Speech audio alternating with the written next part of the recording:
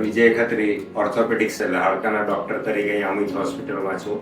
Amit hospital શરૂઆતથી 2010 થી એટલે 15 વર્ષથી અમિત હોસ્પિટલમાં છું અને વલસાડમાં તો લગભગ 36 વર્ષથી ઓર્થોપેડિક સર્જરી પ્રેક્ટિસ કરું છું.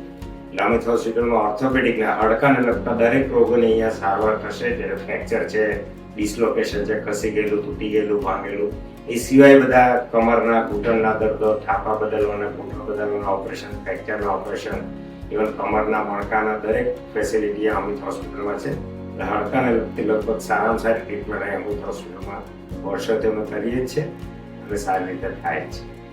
એટલે હાડકાને લગતા દરેક રોગો માટે અમિતમાં સારવાર થાય જ છે. કંઈ પણ તકલીફ હોય તો અમિત અમારી ઇમરજન્સી 24 કલાક ચાલુ હોય છે.